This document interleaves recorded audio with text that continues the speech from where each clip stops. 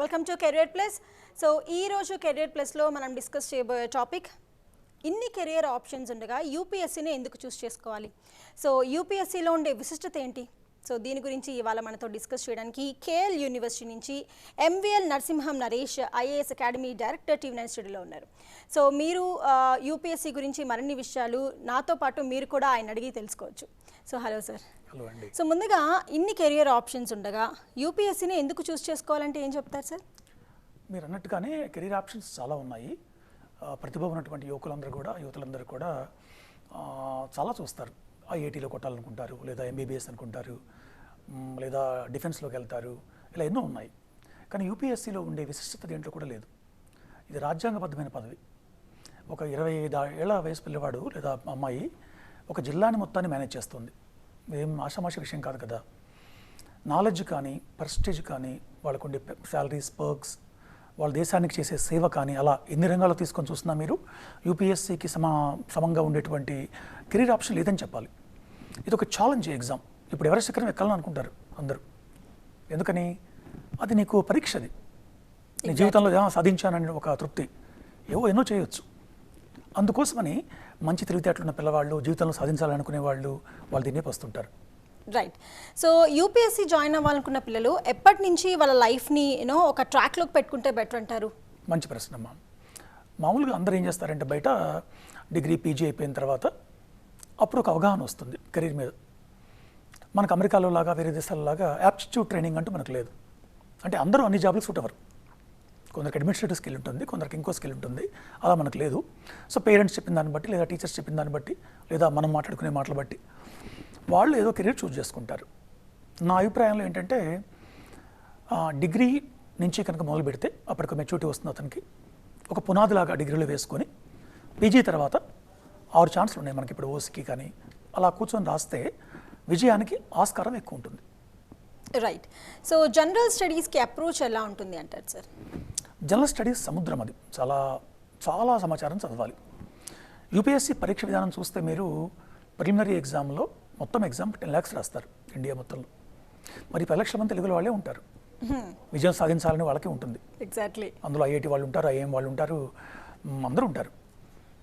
So వీళ్ళు ఏం చేస్తారంటే 10 lakhs మందిలో వడపోత పోసి ప్రిలిమ్స్లో నుంచి 10,000 మంది మెయిన్స్కి వస్తారు. అంటే మిగతా 9,90,000 ఇంటికి వెళ్ళిపోతున్నారు. ఈ 10,000 మందిలో నుంచి depending on the number of jobs 1:2 రేషియోలో ఇంటర్వ్యూకి వెళ్తారు. సంవత్సరానికి ఉండే జాబులు ఒక 2,000 జాబులు ఉంటాయి. 2,000 మంది ఇంటర్వ్యూకి వెళ్తారు. ఈ నేపథ్యంలో చూసుకుంటే మీకు మరి పరీక్ష ఎంత కష్టమైందో, దీనికి ప్రణాళికాబద్ధంగా సమగ్రంగా చదవాలో తెలుస్తుంది. అందుకని మేమేం చేస్తామంటే అది ఒకరోజు రాదు.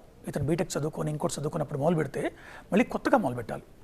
సో చిన్నప్పటి నుంచి ఆ ఓరియంటేషను అట్లా ఒక పునాదులాగా వేస్తే ఆ మెచ్యూరిటీ వచ్చాక అతను దాన్ని అల్లుకొని పైకి వెళ్తాడని మా ఆశ. ఎగ్జాక్ట్లీ సార్, మీరు చెప్పింది అక్షరాల నిజం. బికాస్ చాలా మంది ఐఐటీ చదవాలి అనుకుంటారు. బికాజ్ ఐఐటీ వరకు వెళ్ళి ఇంటర్ తర్వాత చాలా ఫెయిల్ అయిన సందర్భాలు కూడా చాలా ఉన్నాయి. అండ్ మోరోవర్ ప్రతి ఒక్కళ్ళు అన్ని చేయాలనుకుంటారు, బట్ చేయలేకపోతారు. కానీ మీ దగ్గరకు వస్తే పిల్లవాడు, సో యూపీఎస్సీకి మీరు ఎలా ట్రైన్ చేస్తారు సార్ వాళ్ళని? ఆ కాన్ఫిడెన్స్ని వాళ్ళకి ఎలా మీరు ఇస్తారు? కాన్ఫిడెన్స్ చాలా ముఖ్యమైన ఇక్కడ లక్షణం. విషయం తెలియాలి, నాయకత్వ లక్షణాలు తెలియాలి, తొట్టుపాటు పడకుండా వివేకంగా ఆలోచించి నిర్ణయం తీసుకోవాలి. ఒక ఐఏఎస్ ఆఫీసర్ చేసే ముఖ్యమైన పని ఏంటంటే డెసిషన్ మేకింగ్. అది అందరూ చేయలేరు. ఎగ్జాక్ట్లీ. సో ఇవన్నీ రావడానికి మేమేం చేస్తామంటే మా కరికులం మొత్తాన్ని యూపీఎస్సీకి పనికొచ్చేట్టు తయారు చేసుకున్నాం.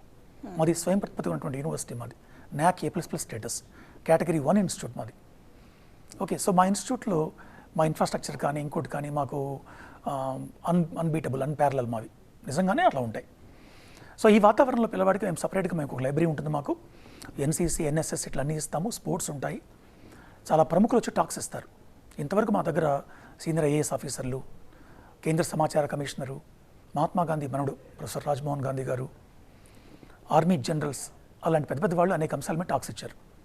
ఇవన్నీ చేయడం వల్ల పిల్లవాళ్ళు నాయకత్వ లక్షణాలు, తర్వాత ఎన్నో గోస్ట్లు ఉంటాయి, చర్చలు, గోస్ట్లు, వక్తృత్వము, ఇట్లాంటి ఎలక్యూషన్ కాంపిటీషన్, ఎస్సే రేటింగ్, ఇట్లా. సో స్కిల్ డెవలప్మెంట్ చేస్తున్నాం మేము. ఇన్ని చేయటం వల్ల అతను డిగ్రీ అయిపోయిన మా నుంచి బయటకు వచ్చిన తర్వాత ఆ పరీక్ష రాయడానికి సరిపడే నాలెడ్జ్ని పొందుంటాడు. రైట్. అంటే ప్రతి స్టూడెంట్కి చదవాలి, చెయ్యాలి, ఏదో సాధించేసేయాలి అని ఉంటుంది. సో వాళ్ళు వచ్చిన తర్వాత దే గెట్ డిమోటివేటెడ్. కొద్దిగా గొప్ప రిమైనింగ్ స్టూడెంట్స్ని చూసి నేను చేయగలుగుతానా, చదవగలుగుతానా, సో నాకు అవసరమా, ఎందుకు వచ్చాను అనే ఫీలింగ్లో చాలా మంది ఉంటూ ఉంటారు. అక్కడే వాళ్ళకు ఒక కెరీర్ మీద ఒక సో అలాంటి పిల్లలకి మీరు ఎలా మోటివేట్ చేస్తారు సార్ మీ దగ్గరికి వచ్చిన తర్వాత? మేము ఫస్ట్ ఇయర్ మొత్తం ఒక సెమిస్టర్లో అబ్జర్వ్ చేస్తాం వాళ్ళని. మా అకాడమిక్ ఎగ్జామ్స్లో మా కౌన్సిలింగ్ ఉంటుంది, మెంటరింగ్ చేస్తాము. ఈ వీటి మాకు తెలిసిపోతాయి ఆ పిల్లవాళ్ళలో ఏ మేరకు ఫలితం తేగలడు అని. మొట్టమొదటిసారి కాకపోయినా రెండోసారైనా లేదా మూడోసారైనా అతనికి విజయం వచ్చే అవకాశాలు ఉంటాయి.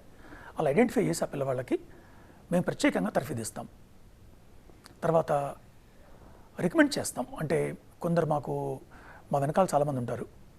మాకు ఎంతోమంది ఐఏఎస్ ఆఫీసర్లు, ఐపీఎస్ ఆఫీసర్లు, ఈ మధ్య సర్వీస్ తెచ్చుకున్నటువంటి ఆఫీసర్లు కూడా ఉంటారు. వాళ్ళతోటి మోటివేషనల్ క్లాక్స్ ఇస్తాం. అలాగే మేము వాళ్ళని నిరాశపడిపోకుండా, బాధపడిపోకుండా, ఉత్సాహంగా ఉండేట్టుగా మనం నడిపిస్తుంటాం. అది చాలా ఇంపార్టెంట్ అసలు స్టూడెంట్స్కి. And moreover BA with IAS program ఎలా యూస్ఫుల్ అవుతుంది అంటారు వాళ్ళ డ్రీమ్స్ రీచ్ అవ్వడానికి? యూపీఎస్సీలో అంటే ప్రిలిమ్స్లో కానీ లేదా మెయిన్స్లో కానీ కొన్ని అంశాలు కంపల్సరీ తెలుసుకోవాలి వాళ్ళు. అవి లేకుండా యూపీఎస్సీ లేదు. ఇప్పుడు మాట వరుసగా భారత రాజ్యాంగం మీద సాధికారత, సమగ్ర సమాచారం లేకపోతే వాడు ఎగ్జామ్ రాయలేడు అసలు. అందుకని మా కరికులంలోనే మేము ఎలా పెట్టుకున్నామంటే ఇలా ఏ అంశాలు అయితే పిల్లలు చదువుకోవాలో అవన్నీ ఉండేట్టుగా డిజైన్ చేశాం. ఇప్పుడు హిస్టరీ కావాలి బాగా, తర్వాత జాగ్రఫీ తెలియాలి, ఎకానమీ తెలియాలి, ప్రభుత్వ పరిపాలనా శాస్త్రం, పబ్లిక్ అడ్మినిస్ట్రేషన్ తెలియాలి, ఎథిక్స్ తెలియాలి, తర్వాత క్వాంటిటేటివ్ యాప్టిట్యూడ్, ఇట్లా ఇవన్నీ ఉండేటట్టుగా మేము మా కోర్స్ డిజైన్ చేశాం. ఇలాంటి కోర్సు మీకు బహుశా బయట ఎక్కడ దొరకదు. ప్లస్ మేము ఎప్పటికప్పుడు బీఓఎస్ ద్వారా మా కోర్స్ని బయట నుంచి కొందరిని ఎక్స్పర్ట్స్ని ఇన్వైట్ చేసి వాళ్ళ సూచనలు తీసుకొని మళ్ళీ అప్డేట్ చేస్తూ ఉంటాం. ఎప్పుడు ఒకేలాగా ఉండదు. ప్రతి ఇయర్కి లేదా కనీసం సెమిస్టర్కి ఒకసారైనా ఆ కోర్స్ రివైజ్ అవుతూ ఉంటుంది. అందులో పిల్లలు కూడా పార్టిసిపేట్ చేస్తారు.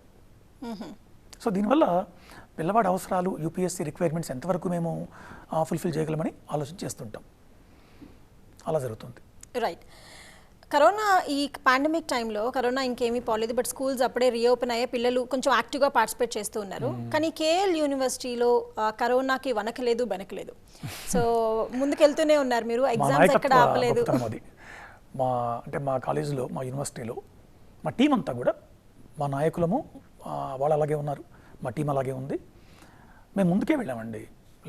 వేవ్ 1 ఫస్ట్ వేవ్ వచ్చినప్పుడు కూడా మేము భయపడలే, ఎగ్జామ్స్ పెట్టాము, ఆన్లైన్లో పెట్టుకున్నాం క్లాసులు. సెకండ్ వేవ్లో అన్ఫార్చునేట్గా చాలామంది మా లీడర్స్ కరోనా, నాకు కూడా వచ్చింది కరోనా ఆఖరికి, అయినా కానీ మేము క్లాసులు పెట్టాము, ఆన్లైన్లో ఇచ్చాము. వాస్తవం ఏంటంటే ఆన్లైన్లో మేము అనుకున్నంత ఫలితాలు మేము రెగ్యులర్గా ఇస్తే వచ్చేంత రాలేదు, అది వాస్తవం. కానీ ఆ పరిస్థితుల్లో అంతకంటే చేయలేకపోయాం. అందుకని అది కంపెన్సేట్ చేయడం కోసమని మళ్ళీ ఇప్పుడు ఆఫ్లైన్ పెట్టాము, ఆఫ్లైన్ అవుతున్నాయి. మేము మళ్ళీ స్లో జనరేషన్ ఐడెంటిఫై చేసి వాళ్ళకి వేరే క్లాసులు ఇస్తాము. ఒక సెమిస్టర్లో ఏదైనా నష్టం జరిగినా ఇంకో సెమిస్టర్లో ఆ నష్టాన్ని మేము భర్తీ చేస్తాం. అలా ముందుకెళ్ళుకుంటూ మేము వెళ్తున్నాం. Good to hear. అండ్ పిల్లలకి మోస్ట్ ఇంపార్టెంట్ సార్, ఈ కరోనా టైంలో చాలా మంది పిల్లలు అసలు చదువుకుంది కూడా మర్చిపోయారు. వాళ్ళు ఏం చదువుతున్నారు, దేనికి చదువుతున్నారు, అసలు ఏ ఎగ్జామ్కి ప్రిపేర్ అవుతున్నారు అనేది కూడా ఈ కరోనా టైంలో వాళ్ళకి అసలు అర్థం కాకుండా వెళ్ళిపోయింది. బట్ మీరు మాత్రం ఎక్కడ ఆపకుండా కొంచెం అట్లీస్ట్ ఫోకస్డ్గా పిల్లల్ని ముందుకు తీసుకెళ్ళిన సందర్భాలు మేము చూసాం. సో పిల్లల దగ్గర నుంచి మీకు ఎలాంటి ప్రోత్సాహం లభించింది? బికాజ్ అల్టిమేట్ వాళ్ళు ఇవ్వకపోతే ఇదంతా కష్టమయ్యేది. ముఖ్యంగా మా తల్లిదండ్రులు, మా విద్యార్థుల తల్లిదండ్రులు, మా విద్యార్థులు వాళ్ళు ముందు చిన్నపిల్లలు కావటం వల్ల, కొత్త కావటం వల్ల, భయం వల్ల, తెలియకపోవటం వల్ల ఇబ్బంది పడే మాట వాస్తవమే. ఆన్లైన్ క్లాస్లో అటెండెన్స్ తక్కువ ఉండేది, మోటివేషన్ తక్కువ ఉండేది. కానీ ఇవన్నీ అధిగమించాం మేము. ఇవన్నీ ఇనీషియల్ హికప్స్ ఇవన్నీ కూడా. తర్వాత వాళ్ళే ఉత్సాహంగా వచ్చారు, పార్టిసిపేట్ చేశారు ఆన్లైన్లో. నిజం చెప్పాలంటే ఒక దశలో ఆఫ్లైన్కి ఆన్లైన్ తేడా లేకుండా కూడా చేశాం. బట్ ఎక్కువసేపు కూర్చొని ఆన్లైన్ క్లాసులు వినటం వల్ల కొన్ని హెల్త్ ఇష్యూస్, తలకాయ నొప్పులు, కళ్ళ నొప్పులు వచ్చిన వాటి నిజమే. అలా నడుపుకుంటూ వచ్చాము. తర్వాత ఆన్లైన్ కంటెంట్ ఇచ్చాము. తర్వాత కరోనా ఉందని మేము మా క్లాస్ రూమ్స్ అంతా కూడా మేము చాలా హైజీనిక్గా పెట్టి అల్ట్రావైలెట్ రేస్ తోటి వారికి క్లీన్ చేయించి ఇప్పుడు మేము అందరూ టీకాలు ఇప్పించాము. 2 సార్లు క్యాంప్ పెట్టి మా స్టూడెంట్స్ అందరికీ కూడా కంపల్సరీ మేము వ్యాక్సినేషన్ కూడా చేశాము. అందరూ మాస్క్ పెట్టుకోవాలి, అలాగ రూల్స్ పెట్టాము. సో ఇప్పుడు మా పిల్లలు ధైర్యంగా ఉన్నారు, వాళ్ళే మాకు ధైర్యం చెప్తున్నారు. గ్రేట్. చాలా మంది ఎగ్జామ్ రాస్తారు.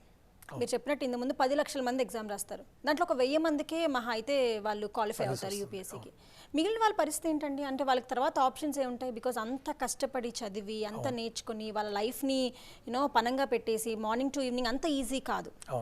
సో తర్వాత వాళ్ళకి కెరీర్ ఆప్షన్స్ ఏముంటాయి అంటారు? చాలామందిని వేధించే ప్రశ్న ఇదే. మన ఐఏఎస్ కోసం కూర్చుంటాము, ఒకసారి రాదు, మరి అందరు తెలుగు వాళ్ళే అదృష్టం కూడా ఉండాలి అంటారు. అంటే ప్రతిభ, ప్రయత్నం, అదృష్టం అండి ఫార్ములా. ప్రతిభ మన చేతిలో ఉంది, ప్రయత్నం కూడా మన చేతిలో తెచ్చుకోవచ్చు. అదృష్టం ఇంకా మనం దాన్ని వదిలేయాలి. అదృష్టం అంటే ఏదో ఫ్లూక్ లక్ కాదు, ఫ్లూక్ కాకుండా హార్డ్ వర్క్కి కరస్పాండింగ్గా లక్ ఉంటుంది. మీరు అడిగినట్టుగానే అతను బాగా ప్రిపేర్ అయ్యాడు, తెలుగులో పిల్లవాడు, ప్రిలిమ్స్ పాస్ అయ్యాడు, మెయిన్స్కి వెళ్ళాడు, ఇంటర్వ్యూలో ఒకసారి ఫెయిల్ అయ్యాడు, లేదు 2 సార్లు రాసిన రాలేదు, వాడి పరిస్థితి ఏంటి? ఇప్పుడు నేనేమంటానంటే నాలెడ్జ్ ఎప్పుడు వేస్ట్ అవ్వదు, నాలెడ్జ్ ఈజ్ పవర్ అంటాం. మరి ఇంత నాలెడ్జ్ ఇన్ని రంగాల్లో ఇంత స్కిల్ డెవలప్మెంట్ ఇంత నాలెడ్జ్ ఉన్నవాడు వాడు ఎందుకు ఫెయిల్ అవుతాడు? అతను ఖాళీగా కూడా ఉండలేడు. ఒక 2-3 ఇయర్స్ అలా ట్రైన్ అయిపోయి అతను సొంతంగా అతను ట్రైనప్ చేసుకొని బయటకు వచ్చి కూడా ఖాళీగా ఉండలేడు. వాళ్ళు కావాలంటే ఐఏఎస్ కోచింగ్లోకి రావచ్చు, తనకంటే కొంచెం చిన్నపిల్లలకి ట్రైనింగ్ ఇవ్వచ్చు, కింది వాళ్ళకి దానికి కావాల్సిన మెటీరియల్ కంట్రిబ్యూట్ చేయొచ్చు, బుక్స్ రాయొచ్చు. ఇప్పుడు మేము అలాగే చేసాం. ఇప్పుడు మేము రాసాను, నాకు రాలేదు. ఇప్పుడు ఏం చేసి డైరెక్టర్గా అయ్యాను, ఇక్కడ కొన్ని బుక్స్ రాశాను. నా స్నేహితులు కొందరు నాలాగా రాని వాళ్ళు హిందీలో ఒకతను ఎడిటర్గా పనిచేస్తున్నాడు, ఇంకొక మంచి ఆర్గనైజేషన్లో ఉన్నాడు. ఇలా లైఫ్లో ఎవరు ఫెయిల్ అవ్వరు వీళ్ళు. ఇంత నాలెడ్జ్ ఎప్పుడు వేస్ట్ అవ్వదు. సో వాళ్ళు అట్లా ఆ ధైర్యంతో ముందుకు దిగాలి. లేదు తను ఎంచుకున్న సబ్జెక్ట్లో ఎంఫిల్ పిహెచ్డీ చేసుకొని అకాడమిషియన్స్ కావచ్చు, లేదు పీజీ ఇంకా చేసుకొని ఇంకా వేరే ఎగ్జామ్స్కి వెళ్ళొచ్చు, ఎంబీఏ చేయొచ్చు. అట్లా ఎన్నో కెరీర్ ఆప్షన్స్ ఉంటాయి. కనీసం అంత ప్రిపేర్ అయినప్పుడు మన స్టేట్లో ఉండే ఏపీపీఎస్సీ కానీ గ్రూప్ 1 కానీ ఇలాంటి ఎగ్జామ్స్ కూడా వస్తాయి.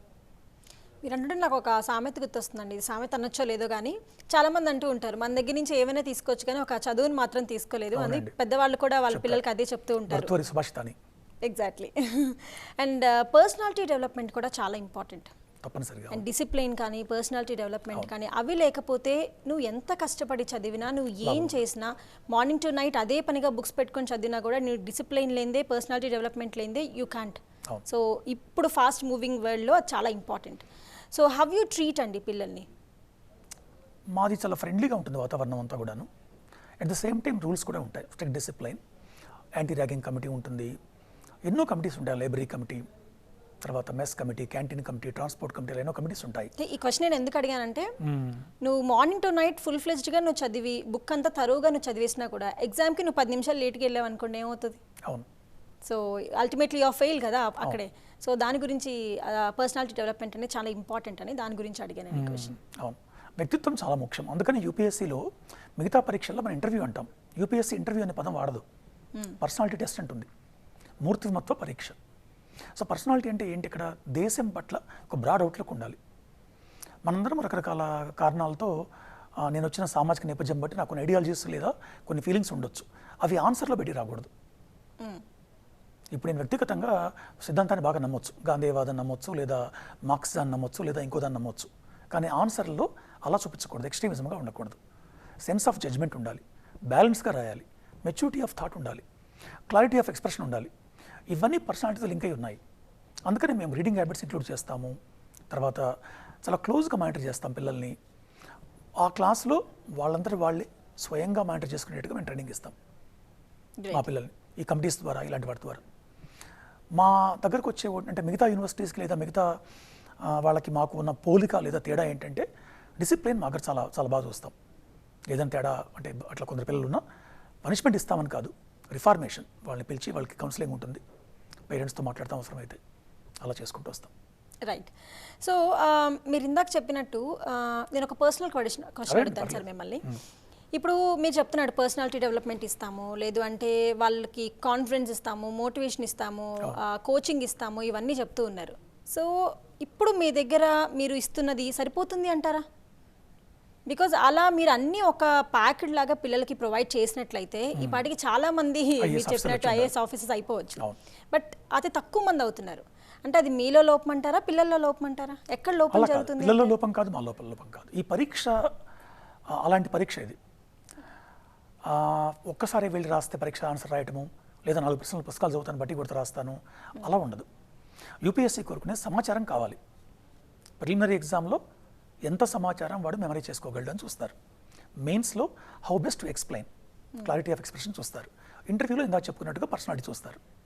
ప్లస్ ఈ మూడింటికి కూడా మనం ఏం చేయాలంటే ఒకసారి ఆలోచించుకొని చేయాలి తప్ప ముందు ప్రిలిమ్స్ పాస్ కానీ తర్వాత మెయిన్ చూస్తాను, తర్వాత ఇంటర్వ్యూ చూస్తాను, అలా పీస్ మీల్ అప్రోచ్ ఉండకూడదు. మీరు అడిగిన ప్రశ్నలో చాలా మంచి ప్రశ్న అడిగారు, కష్టమైన ప్రశ్న కూడా అడిగారు నన్ను. నిజమే, మీరు చెప్పినట్టుగా ఆత్మవిమర్శ చేసుకుంటే మేము చేస్తోంది పూర్తిగా సరిపోతుంది నేను అన్ను. దీనికి అట్లా లిమిట్ ఉండదు, ఇంకా ఎన్నో చేయాలి. మేము మా మేనేజ్మెంట్ వాళ్ళు కూడా మాకు చాలా సహకారం అందిస్తారు. మాకు కొన్ని సపరేట్గా స్టూడియోస్ ఉన్నాయి. సో వీడియో లెసన్లు తయారు చేస్తున్నాము, ఇదొక ప్లాన్. తర్వాత కొంత మ్యాగజైన్ ఒకటి కెరీర్ మీద కరెంట్ అఫైర్స్ మ్యాగజైన్ ఇస్తున్నాం ఎవ్రీ మంత్ ఒకటి మా పిల్లలకి, ఎవ్రీ మంత్. తర్వాత కొంత మా ముందు ప్లాన్, ఇంకో ప్లాన్ ఏంటంటే కొంత బుక్స్ కొన్ని తయారు చేసి మెటీరియల్ ఇవ్వాలని, ఇదొక ప్లాన్ కూడా ఉంది. 5-6 నెలల్లో దాన్ని ఎగ్జిక్యూట్ చేస్తాం. తర్వాత ఒక పోర్టల్ ఉంటుంది, ఆ పోర్టల్లో మల్టిపుల్ చాయిస్ క్వశ్చన్స్ ఉంటాయి. ఆ క్వశ్చన్స్ వీళ్ళు ప్రాక్టీస్ చేస్తారు, వాళ్ళ స్కోరు ర్యాంకింగ్ తెలుస్తుంది అలాగే. సో ఈ పరీక్షకి ఎప్పటికప్పుడు స్టాండర్డ్స్ మారిపోతూ ఉంటాయి కాబట్టి ఇది చాలు ఇంతే అనుకోవడం వీలు పడదు. చేసింది కొంచెమే చేసాం మేము, చేయాల్సింది చాలా ఉంది. Correct, right. సో పిల్లవాడు కనుక ఐఏఎస్ ఆఫీసర్ అవ్వాలన్నా, యూపీఎస్సీ ఎగ్జామ్ క్రాక్ చేయాలన్నా తన లైఫ్ స్టైల్లో ఎలాంటి మోడిఫికేషన్స్ చేసుకోవాలంటారు సార్, ఆ డ్రీమ్స్ ఉన్న పిల్లలు? అవునండి, అంటే ఈ కాలం పిల్లలు మా కాలం పిల్లలు అట్లా పోలిక పెట్టను నేను. మంచి పిల్లలు ఎప్పుడూ ఉంటారు, చెడు పిల్లలు ఎప్పుడు ఉంటారు. ఇక్కడ చెడు పిల్లలు కూడా అనకూడదు. అతనికి వ్యక్తిత్వము లేదా తన మీద తనకు అవగాహన లేకపోతే మెచ్యూరిటీ రాలేదు వల్ల అలా అవుతుంటుంది. అది మేము ఒక్కళ్ళమే చేయలేం. ఒక ఇన్స్టిట్యూషన్లో వచ్చినంత మాత్రం అంత అవుతుందని చెప్పలేం. పేరెంట్స్, మేము, సమాజం అన్నీ కలిసి చేయాలి. ఇప్పుడు మాకు పేపర్లు కొన్ని దొరికేవి కావు. నేను హిందూ ఒకటి చదివాను, ఇప్పుడు నెట్లో మీకు అన్నీ వస్తాయి. ఇప్పుడు ఆఫ్ఘనిస్తాన్ ప్రాబ్లం ఉంది, మీరు గూగుల్ చేసి dawn.com పాకిస్తాన్ పేపర్ చదవచ్చు, న్యూయార్క్ టైమ్స్ చదవచ్చు, లాస్ ఏంజల్స్ టైమ్స్ చదవచ్చు, గార్డియన్ పేపర్ చదవచ్చు, అన్నీ ఉన్నాయి మీకు. చెడు కూడా ఉన్నాయి, వాళ్ళు ఎలా ఉపయోగించుకుంటారనేది మేము ఎన్ని చెప్పినప్పటికి కూడా వయసు వల్ల లేదా సమాజం వల్ల అనేక కారణాల వల్ల సరిగ్గా కొన్ని చేయలేకపోవచ్చు. అందుకే మేము చాలా జాగ్రత్త తీసుకుంటాం, ఎన్నో చెప్తాం, ఎన్నో చూస్తుంటాం. ఓకే, ఈ ప్రక్రియ నిరంతర ప్రక్రియ, అది ఒక రోజులో ఇట్లా అయిపోయేది కాదు. దీనికి పేరెంట్స్ కూడా సపోర్ట్ చేయాలి. మీ అబ్బాయి ఏఎస్ రాస్తా అంటున్నాడు, మరి ముందు వాడికి ఆ తాహత ఉందా? ఎవరికైనా తన కొడుకు సక్సెస్ అయితే సంతోషమే, కానీ మరి వాడికి ఉందా లేదా, ముందు వాడికి అసలు ఇంట్రెస్ట్ ఉందా లేదా? మరి వాతావరణం క్రియేట్ చేయండి ఇంట్లో మీరు కూడా. వాళ్ళు బుక్స్ కొని పెట్టండి, బాబు ఈ పేపర్ చూడరా అని చెప్పండి, ఇప్పుడు ఈ ప్రోగ్రామ్ అవుతుంది, ఈ ప్రోగ్రామ్ చూసి 4 ప్రశ్నలు అడగండి ఎలా చదవాలో. స్కిల్ ఇంప్రూవ్ చేసుకోండి. స్కిల్ ఇంప్రూవ్మెంట్ చాలా ముఖ్యం ఇక్కడ. అది లేకపోతే మనకేమీ ఎక్కడ ప్రైవేట్ సెక్టర్లో జాబ్లు కూడా రావు అక్కడికి. అందుకని పేరెంట్స్ బాధ్యత ఏంటంటే కొంచెం మంచి ఆ వాతావరణం చదువు మీద. తర్వాత ఒక విషయాన్ని బ్రాడ్గా అర్థం చేసుకోవాలి. ఏ విషయాన్ని, ఆఫ్ఘనిస్తాన్ ప్రాబ్లం ఉంది లేదా ఇంకో ప్రాబ్లం ఉంది, మనం చదివే పేపర్స్లో చూసే టీవీ షోస్లో ఇంకో దాంట్లో కొన్ని నేరోగా వివాదాస్పదంగా ఉంటాయి. అవన్నీ మనకు కావాల్సింది. ఇప్పుడు ఒక అధికారికి కావాల్సిన థాట్, బ్యూరోక్రటిక్ థాట్ రావాలంటే అంత సింపుల్గా రాదు. కొన్ని స్టాండర్డ్ మ్యాగజైన్స్ చదవాలి, ఎందరో థాట్స్ చదవాలి, అప్పుడు అతనికి పర్సనాలిటీ డెవలప్ అవుతుంది. సో దానికి తగ్గట్టుగా మీరు ఇంట్లో కూడా ఆ వాతావరణం క్రియేట్ చేసి మోటివేట్ చేస్తూ ఉంటే మేము కలిస్తే పేరెంట్స్ అప్పుడు సక్సెస్ అవుతుంది. Exactly. So how coaching important అంటే ఏం చెప్తారండి? బికాస్ చాలా మంది ఇంట్లో ప్రిపేర్ అవుతూ ఉంటారు, అండ్ ఈ కరోనా టైంలో అది కొంచెం ఎక్కువ అయిపోయిందని కూడా మనం చెప్పుకోవచ్చు. సో కోచింగ్ కనుక మీ దగ్గరకు వచ్చి తీసుకుంటే వచ్చే లాభాలు ఏంటి, అండ్ వాళ్ళ ఇంట్లో ఉండి కోచింగ్కి ప్రిపేర్ అవుతున్నట్టయితే వచ్చే నష్టాలు ఏంటి అంటారు? నిజంగా చెప్పాలంటే ఒక దశకు వచ్చిన తర్వాత పిల్లవాడికి కోచింగ్ అనే మాటకి అర్థం కూడా లేదు. అది గైడెన్స్ అనాలి, దాన్ని హెల్ప్ అనాలి. ఇప్పుడు మేమందరము ఏదో చెప్తాము, అంటే మేము చాలా ఎక్స్పర్ట్స్, మేము మా దగ్గరకు వస్తే ఐఏఎస్ఎఫ్స్ని తయారు చేస్తాము అని వ్యాపారం కోసం చెప్పేవాళ్ళు ఉండొచ్చు. అది వేరు. నిజం చెప్పాలంటే ఇది ఒక value addition. Coaching is a value addition. మేము వజ్రం పట్టుకొచ్చి మా ముందు పెడితే దాన్ని సాన పెడతాం. వజ్రం తయారు చేయండి సార్ అంటే నేను కాదు, అది ఎవరు చేయలేరు. మీకు అర్థమైంది అనుకుంటాను. ఎగ్జాక్ట్లీ. అందువల్ల కోచింగ్ వల్ల ఉపయోగాలు ఎంతవరకు అంటే, ఒక ఫస్ట్ టైం ఏమీ తెలియదు, is like a open slate or common slate. అతని మీద మేము కొన్ని ఐడియాస్, మేము ప్రయోగాలు చేస్తాము, కొంత నాలెడ్జ్ ఇస్తాము. ఒక లెవెల్ 1 వరకు ఉపయోగపడుతుంది. అతని మెచ్యూరిటీ వస్తుంది. సొంతంగా కొన్ని బుక్స్ చదువుకుంటూ అతను థాట్ డెవలప్ చేసుకుంటూ ఆన్సర్ రైటింగ్ ప్రాక్టీస్ చేయాలి. కొన్ని ఓల్డ్ యూపీఎస్సీ క్వశ్చన్స్ తీసుకొని ఆన్సర్లు రాసి సెన్సిబుల్ మెచ్యూర్డ్ పీపుల్ చూపించాలి వాటిని. ఈ 2 పదాలు important, sensible people, matured people. తర్వాత అతను కూడా తన లోపాలు తెలుసుకుంటూ రావాలి. యూపీఎస్సీలో కోరుకునేది సాధ్యమైన తక్కువ మాటల్లో సాధ్యమైనంత ఎక్కువ సమాచారం వచ్చేట్టుగా ఆన్సర్ రాయాలి. 75 వర్డ్స్లో ఆన్సర్ రాయాలి. సో ప్రతి పదాన్ని ఆచితూచి మాట్లాడే ఆ తెలివి రావాలి కదా.